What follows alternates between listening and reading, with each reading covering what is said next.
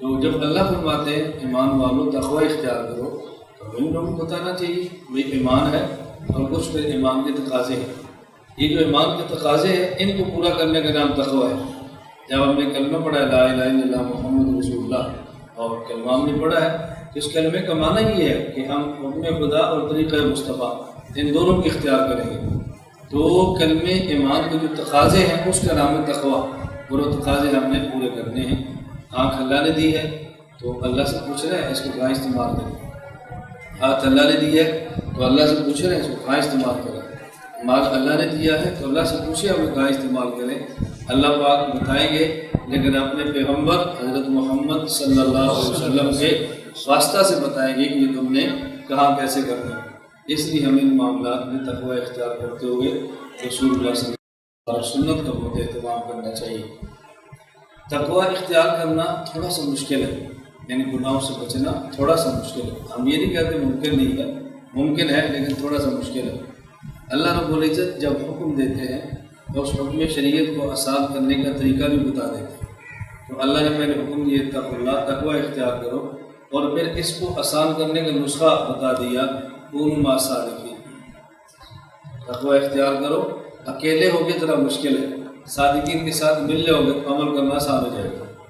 اللہ نے بتا دیا کونوا مع الصادقین، صادقین کے ساتھ رہو تو عمل کرنا آسان ہو جائے گا۔ آپ خود دیکھیں ایک ماحول میں رہ کر گناہ سے بچنا مشکل ہوتا ہے، تو جب دو چار آدمی اس ماحول میں اکٹھے ہو جائیں تو پھر بچنا بہت آسان ہو جاتا ہے۔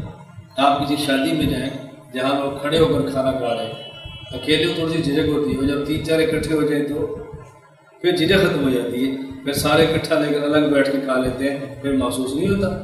تو اللہ فرماتے ہیں کونوا مع الصادقین، تقوی اختیار کرو، اور جس کا نسخہ بہترین یہ ہے کہ تم صادقین کے ساتھ رہا کرو۔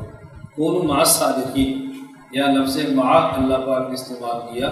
ایک ہوتا ہے معیت، ہم معیت کے اختیار نہیں کرتے۔ پہلی بات ہم صادقین اور اللہ والوں کو تلاش نہیں کرتے۔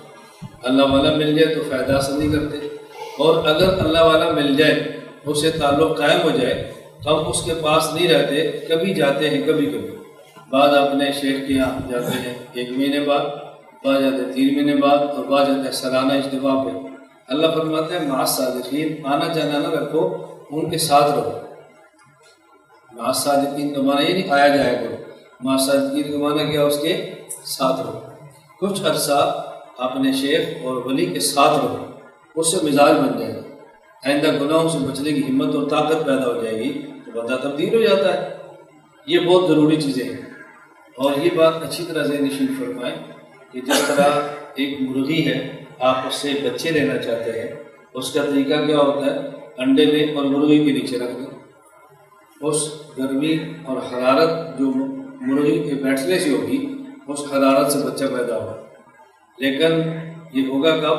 جب پورے 21 دن وہ انڈا مرغی کے نیچے آپ رکھیں، اور اگر آپ 21 دن نہ رکھیں، 3 دن رکھیں اور پھر انڈا اٹھا لیں، پھر 3 دن رکھیں پھر اٹھا لیں، پھر 3 دن رکھیں پھر اٹھا لیں، 7 مرتبہ 3 دن کے لیے آپ مرغی کے نیچے انڈا رکھیں، اور آپ اس کے بعد مرغی اٹھاتے رہیں۔ اس انڈے سے بچہ پیدا نہیں ہوگا، انڈا خراب ہو جائے گا۔ اگر انڈے سے بچہ لینا چاہتے ہیں تو 21 دن مرغی کے نیچے مسلسل انڈے رکھیں، مسلسل، پھر بچہ پیدا ہوگا۔ کبھی کبھی رکھنے سے بچہ پیدا نہیں ہوتا، تو ایک انڈا اس سے بچہ نہیں نکلتا، کبھی کبھی مرغی کے نیچے رکھنے سے۔ تو ایک شیخ کے پاس کبھی کبھی جانے سے انسان میں تبدیلیاں کیسے آ سکتی ہیں؟ اسی لوگ کہتے ہیں فلاں بندہ فلاں کا مرید ہے تو وہ بدلنے نہیں ہے، وہ بدلے گا تب جب مرید ہوگا۔ مرید کا معنی کہ ارادہ کرنے والا، تو جب یہ بدلنا چاہتے نہیں تو بدلے گا کیسے؟ مرید اسے کہتے ہیں جو کچھ چاہے، بدلنا چاہے، حاصل کرنا چاہے تو بدلے گا۔ وہ بدلنے کے لیے تیار نہیں ہے تو شیخ اس کو کیسے بدل دے؟ اور اگر بدلنا چاہتا ہے تو وقت دینے کے لیے تیار نہیں تو کیسے بدل سکتا ہے؟ اس لیے فرمایا کونوا مع الصادقین، کبھی کبھی نہیں، تم صادقین کے ساتھ رہا کرو تو پھر تمہارے اندر تبدیلی آئے گی۔